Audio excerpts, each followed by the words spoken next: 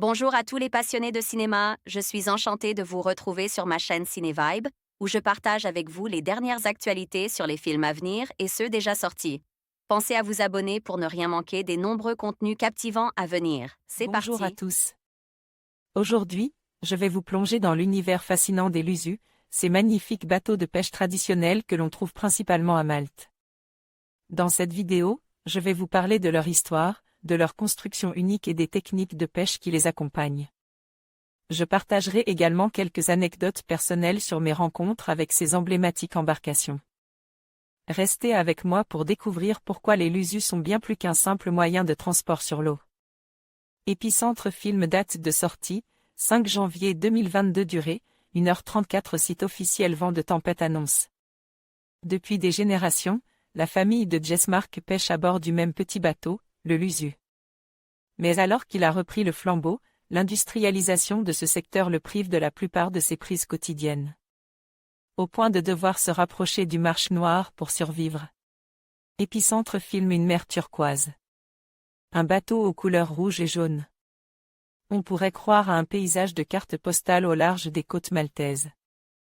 Mais sur cette embarcation, Jesmark s'affaire, essayant tant bien que mal de pêcher quelques poissons. Son entreprise familiale est en train de prendre l'eau, littéralement, à l'image du Lusu, barque transmise de génération en génération. Qui aujourd'hui semble perforée.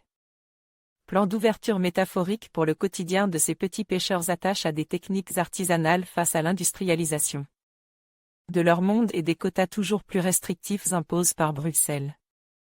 Lorgnant du côte du néoréalisme italien, ce premier film d'Alex Camilleri est une plongée quasi-documentaire au sein d'un métier où chaque geste, chaque routine est magnifiée par sa caméra, comme pour diviniser ce rituel journalier. Interprété par des comédiens non professionnels, l'intrigue suit un homme dont la situation familiale lui impose de flirter de plus. En plus avec l'illégalité, la nécessité et l'instinct de survie face aux principes moraux et l'éthique, un duel cinématographique et philosophique maintes fois capture. Si le métrage repose sur une ossature peu originale, son authenticité et sa délicatesse nous transportent dans un réel brut, parfois violent lorsque le scénario joue avec les codes du thriller. Enfermant son protagoniste dans une spirale dangereuse, ce drame bercé par le soleil méditerranéen est assombri par la noirceur de ses rebondissements et de son contexte social. S'il a trop tendance à superposer les différents conflits par de simples scènes de dispute, cette redondance est atténuée par un acteur principal impressionnant pour son premier rôle et une aisance à capturer l'intime des personnages. Un voyage à Malte à ne pas refuser en cette période. Christophe Brange envoyait un message au rédacteur: votre note, votre pseudo, votre commentaire. En conclusion, le Lusu est bien plus qu'un simple bateau de pêche. Il incarne une tradition maritime riche et un symbole culturel fort pour les habitants de Malte. Sa construction artisanale et ses couleurs vives témoignent d'un savoir-faire transmis de génération en génération.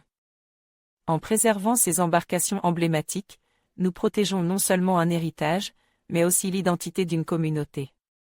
Merci de nous avoir accompagnés dans cette exploration du Lusu.